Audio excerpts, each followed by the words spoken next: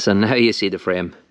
So it basically split the pipe in half, welded a brand new pipe the whole way down here, new cross member across here. These are reattached the proper way now. That's as solid can be. I'm going to weld a new plate the whole way down here. You can see the state of this cross member, so we're going to have to cut that all out with the white lenses, weld a new piece in there and just do bit by bit, rebuild it. Lots of work.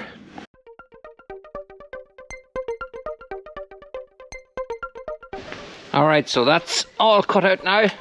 There ain't much left, but we're back to good steel, and all the rot is all cut out. A wee section to cut out here yet on this, but there's a wee hole. That was full of crap, just absolutely full of crap, and that's what makes it rust out, because wet goes in there and lays in it. I'm going to cut a bit of pipe, go across here, and build that up again. Slow process, but doable.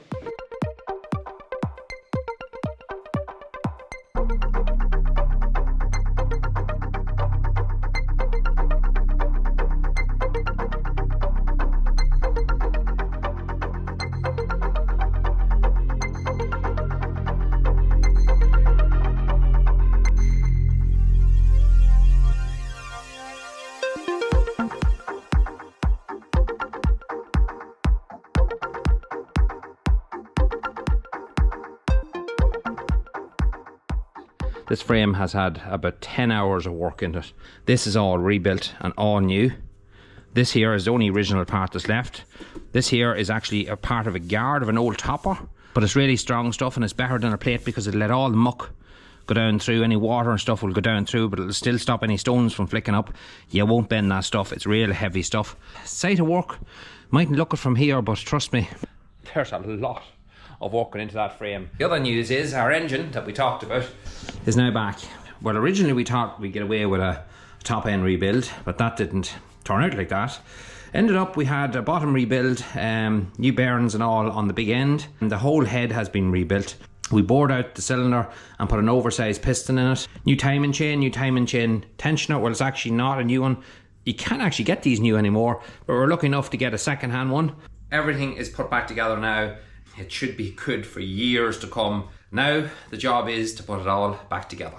So we're in here on our bench, and the first thing we have to do is put this mount, which came off the old frame, back on the quad. This here is part of the mount that fits on here, and that kind of sits on the front of the engine down here and holds the engine in place. There was only one of these on it, so that means the engine was actually able to move back and forth. So someone obviously lost one, or whenever they were putting it back together again, they didn't put it back together right. So we're going to have to make one of these. So all I've done was got a bit of steel that was exactly the same size. And we're going to cut that off with a line grinder now. We're going to shape it up, drill the holes, and we should have another mount like this one.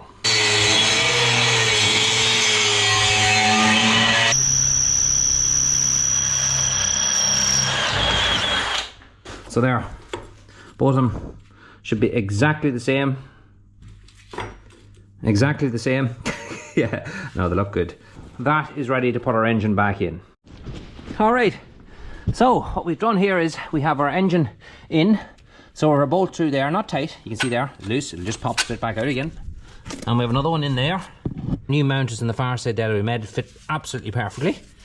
So what we need to do now is we need to tack this into place, take the whole engine back out again, weld it in properly, and that'll be it.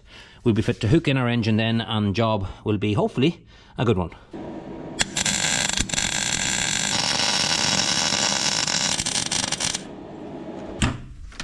Comes. I'll just put them back on the foot pegs here.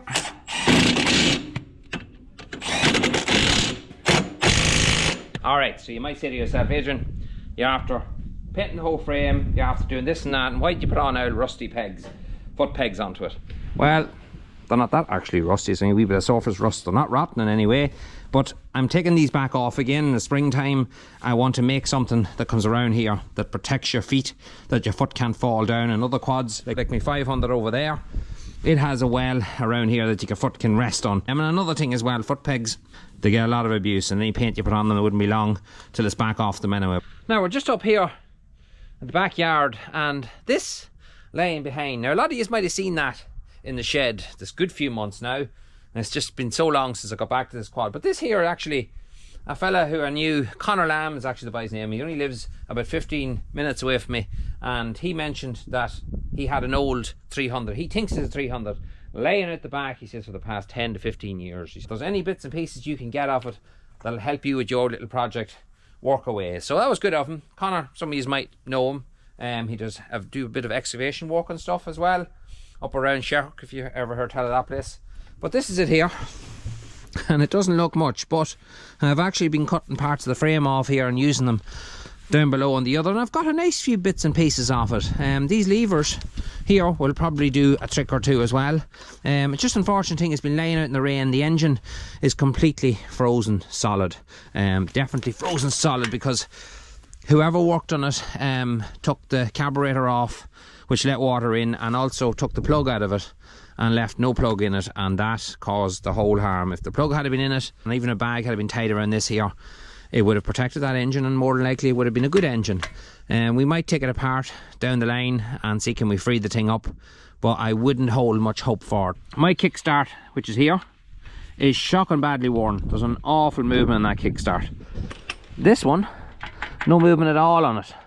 It's nice and solid, so I have it loosened off here with some good old dirty D40, and I'm after loosening there as a 12 nut, and hopefully it'll come off now.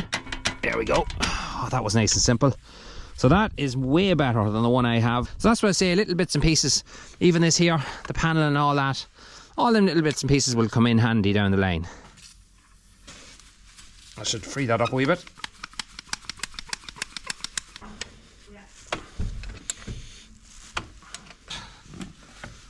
Job's a good one. Right, we're just going to take off this plate here. If you remember before, we're taking out our engine. We had 3 wires that go in here. Neutral, reverse, and then this here has to be oil temp. So quite simple to do. I'm just going to blow that out with an air line first. Let's fit it up here like that. That's up in there. Now, this handle here is in bad shape. The button's broken off this as well, and it's just sitting all real loose. So I'm going to take it off. I see someone put in 2 washers already to tighten it up. You shouldn't need that. So, yeah, 0 play now. That's more like it. Right, so the next thing we have to work on is our carburetor.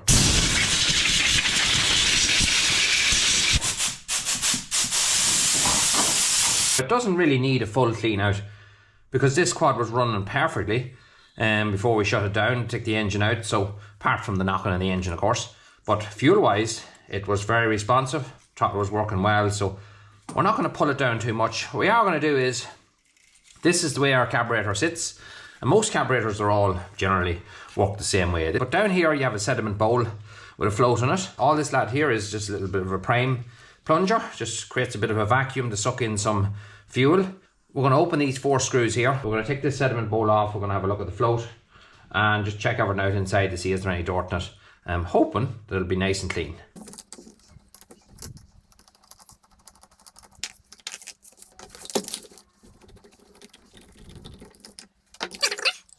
And there we have it.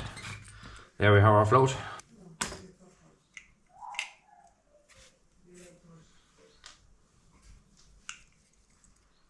We're just going to take out our pilot needle here.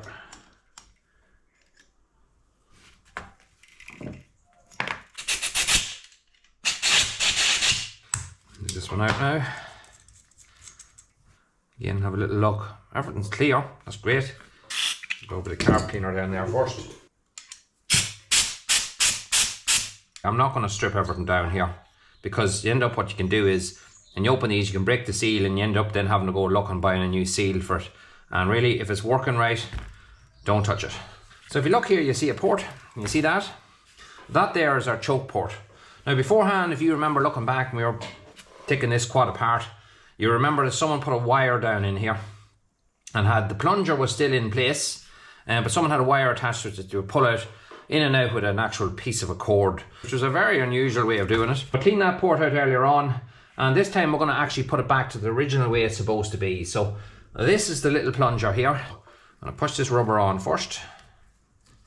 This little steel kind of a sleeve, it stops the cable from getting bent or breaking. It allows that natural curve to be there.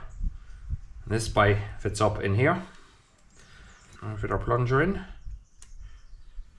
And that's it. That's the whole lot together. Just make sure it's running freely, which it is. There. That's put back together again, ready to go back on the quad. Right, the plastic cover I have to just remove here to have it on just to protect the engine. So our carburetor just fits on over here. I need to go and get a Juby clip that fits over that. So I just need to move this air cleaner back a wee bit just to get in at it. That might do. We tighten up our Juby clip. Now before we put on our air cleaner pipe, we need to put a Juby clip on that as well. There it is.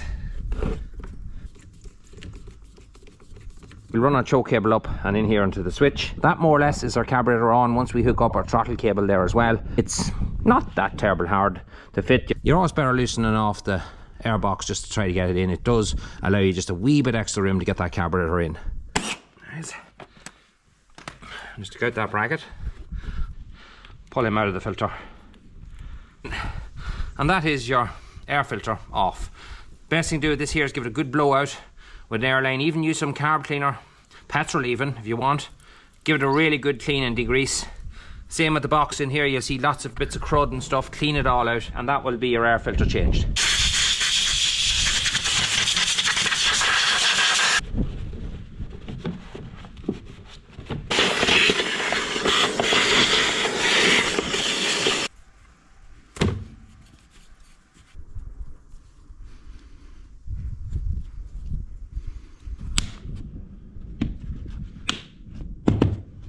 Well, this little guy sits in the bottom of your air cleaning box and it's important. You can see it's full of muck. Always clean it out before you put it back on because it's nice to be able to see then is any dirt or oil or petrol coming through your air filter in advance. That's what that's for. It's a little clear bun that just fits in the bottom of the air box. Always give it a good thorough wash out and put it back on.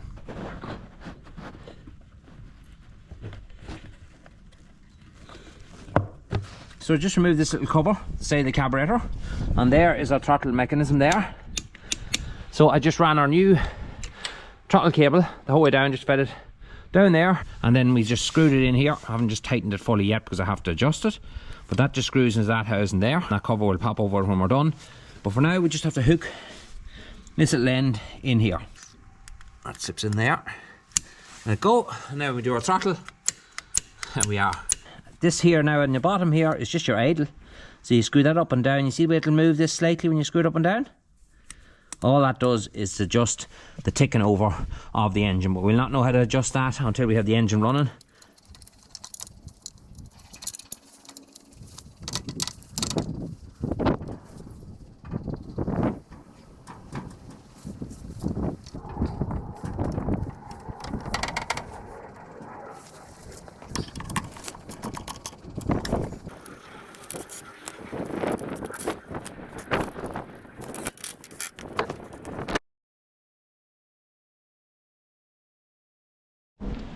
Alright, so we have our back plastics and rail all painted.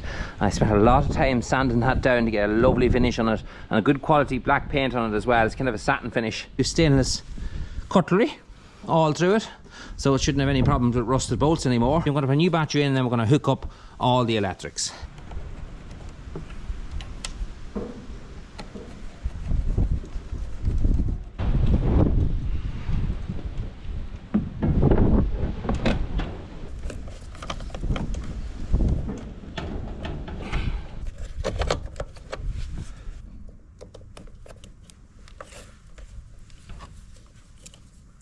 That's our tail light. These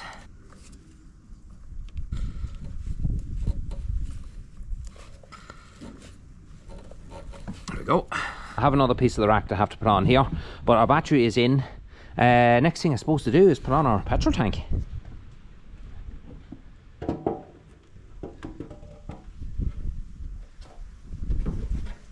Right, so I don't have the proper fitting that goes in here. You can get a little Honda rubber fitting, it probably costs you a small fortune, but I have this little guy here which I just made, this little kind of a plastic sleeve which will drop in there just nicely. This bolt here will hopefully screw down to that, which it does. I always keep these little rubber grommets, little rubber washers. They're shocking handy to have. You get them in packs there on Amazon. They're only €6-7. You get a couple of hundred of them and they're always good to have. So that will keep that from moving around. It allows a little bit of a cushion for it to move around as well.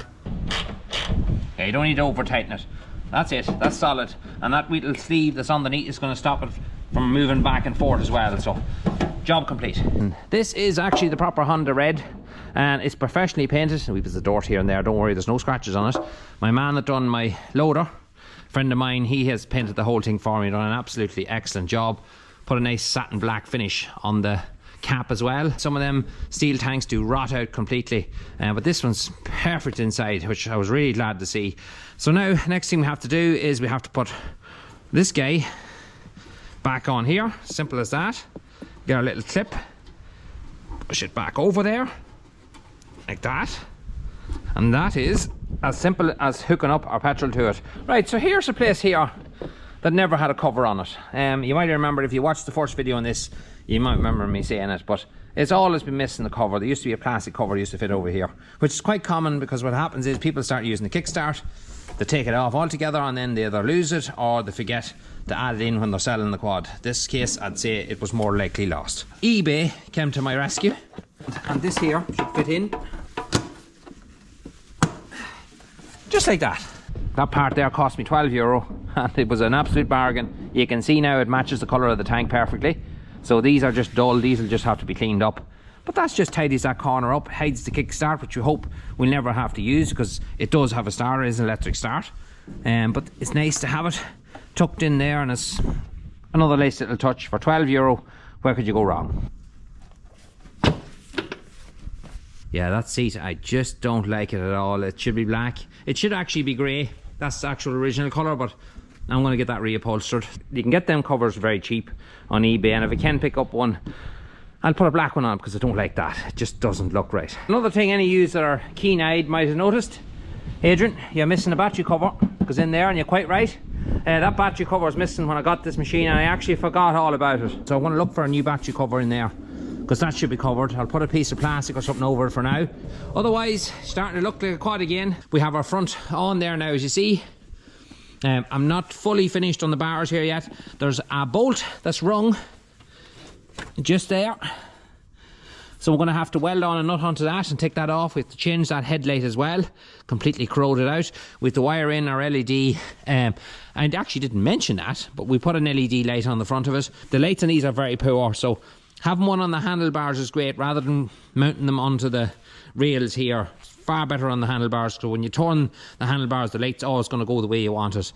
So we've a lot of things still to do. Then we'll fill the engine with oil, we'll turn the fuel on, we'll do a few checks. I'm just charging the battery here now as we speak. We'll put a new set of front brakes on the front, and a few other wee bits and pieces just to put the whole thing back together again, and that'll be it. Next video, it'll be completed. I was intending to get it all fitted into this video, but it's just going to be too long. There's just too much stuff, and I'd be just skipping across things to get the video finished. So we'll leave it to the next one, which will probably be out next week, because I plan to get back at this tomorrow and more or less finish it tomorrow, and that'll be that project complete. But I'm glad the way it's coming out. It's starting to look really well with the tank painted. We get that seat maybe in black later on, but yeah, I'm happy with the way it's going so far. Hope you enjoyed these videos anyway, folks. Thanks very much for watching. Until the next one, we'll talk to you again.